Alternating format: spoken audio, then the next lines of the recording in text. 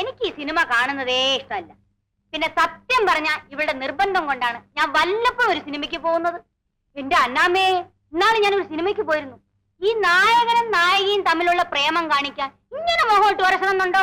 ചേച്ചി അങ്ങനെ പറയും. ഇപ്പോഴത്തെ പിള്ളേർക്ക് ഇങ്ങനത്തെ പടങ്ങൾ കാണുന്നതാണ് ഇഷ്ടം. അതുകൊണ്ടല്ല ചേട്ടത്തി, നല്ല സിനിമ വരുമ്പോഴൊക്കെ അമ്മയെ വിളിക്കും. അന്നൊന്നും വരില്ല.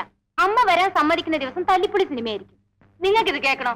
ഞാൻ എന്റെ ആദ്യത്തെ സിനിമ കാണുമ്പം എനിക്ക് 16 വയസ്സാ.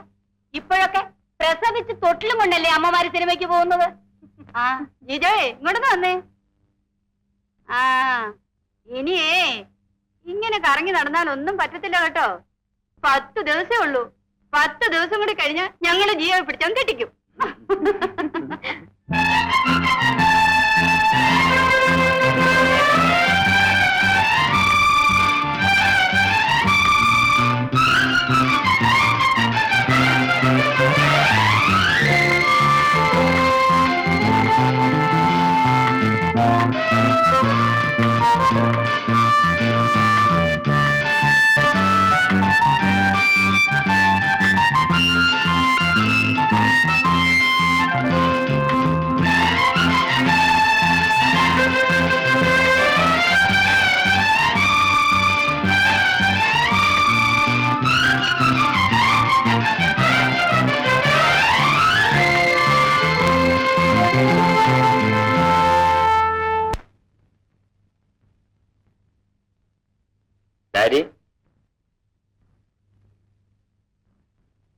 എന്താ മോനെ?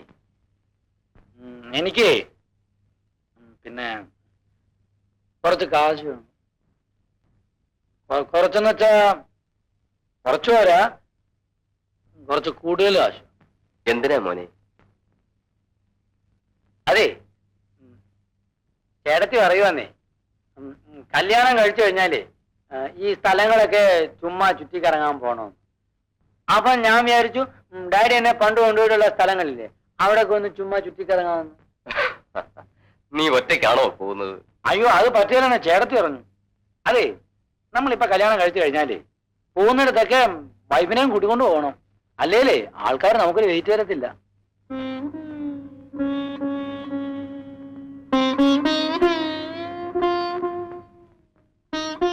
എന്താ ഡാഡി, ഞാൻ കാശ് വെച്ചോണ്ടാണോ ഡാഡി?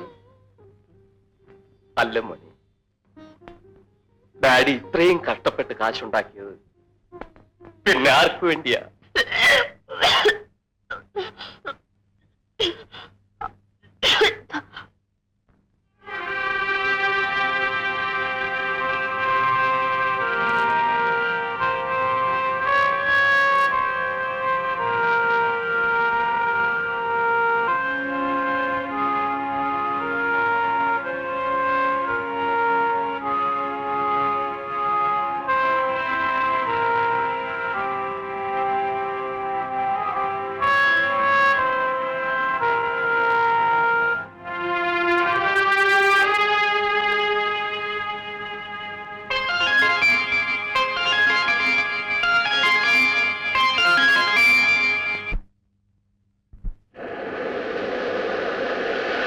ഈ പെട്ടിയില് എന്തുവാന്നറിയാം?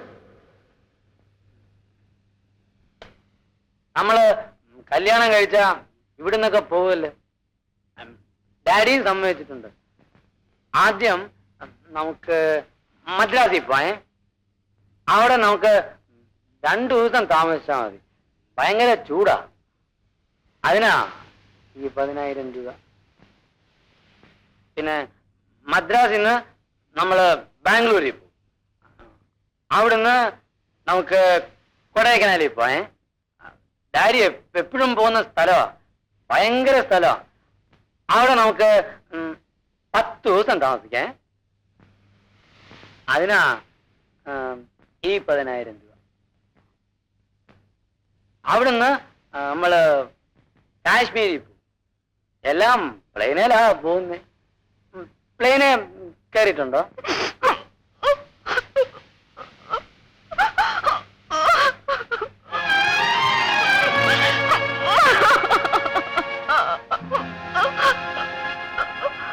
എന്നാ പിന്നെ പ്ലെയിനെ പോവാൻ പേടിയാണെങ്കിൽ നമുക്ക് ട്രെയിനെ പോവാം.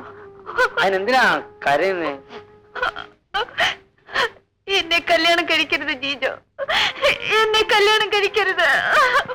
എന്താ ഇങ്ങനൊക്കെ പറയുന്നേ?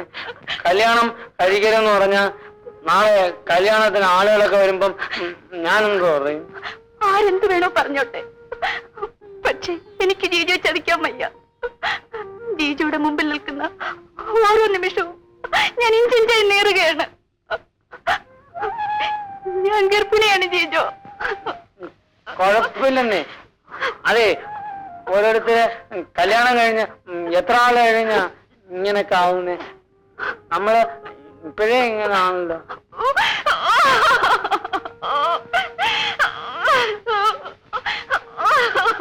അത് പിന്നെ കല്യാണം കഴിയുമ്പം എല്ലാം മാറിക്കൊള്ളും. നോക്കിക്കോ. ഞാൻ വേണമെങ്കിൽ ഈ രാത്രി ആത്മഹത്യ ചെയ്യാം, ഈ കല്യാണം നടക്കാതിരിക്കാൻ. പക്ഷേ ഞാൻ അറിഞ്ഞുകൊണ്ട് തെറ്റിയില്ല. എനിക്ക് ജീജയെ വഞ്ചിക്കാനാവില്ല.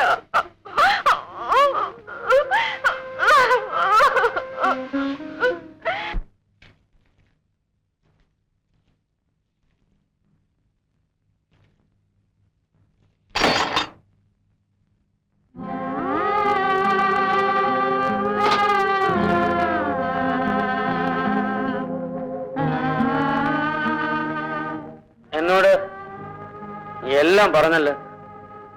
വയറ്റിനകത്ത് കുട്ടിയുണ്ട്, അതുകൊണ്ട് കല്യാണം കഴിക്കാൻ ഒക്കെയല്ലെന്ന്.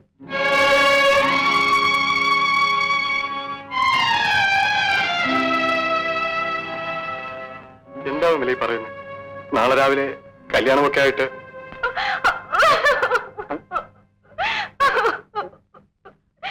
എന്തിനാ കരയുന്നേ? നാളെ കല്യാണം കഴിച്ചാൽ മതിയല്ലോ. എന്റെ കല്യാണത്തിന് വരുന്നവരൊക്കെ അത് കണ്ടോട്ടെ. എല്ലാരും കൂടി എന്നെ പറ്റിക്കല്ലായിരുന്നു. വിമലെ, ഞാനെന്താ ചെയ്യേണ്ടത്? എനിക്കൊന്നും അറിഞ്ഞൂടാ.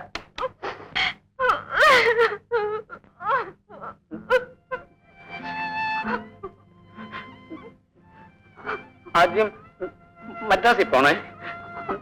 അവിടെ 2 ദിവസം താമസിച്ചാൽ മതി. ഭയങ്കര ചൂടാ.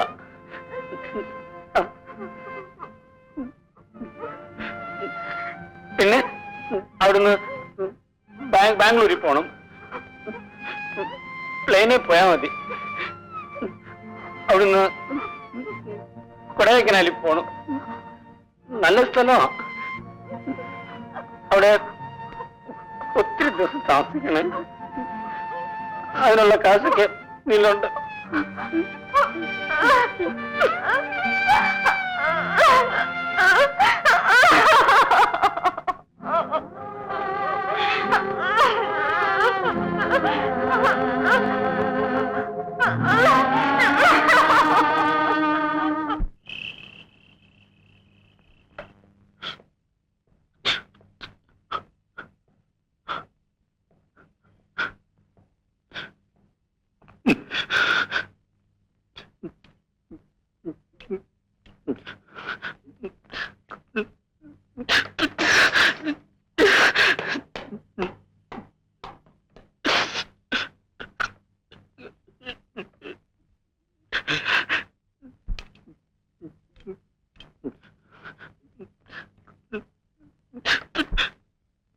Jiju,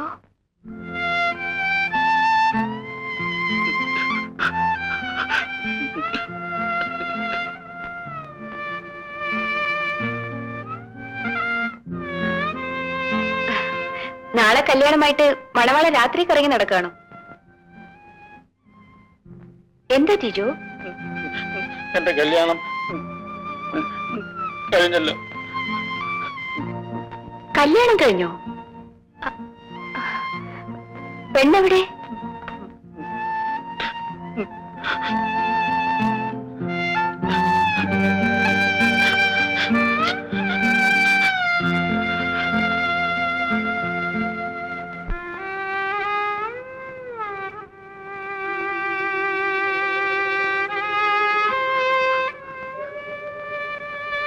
Ha ha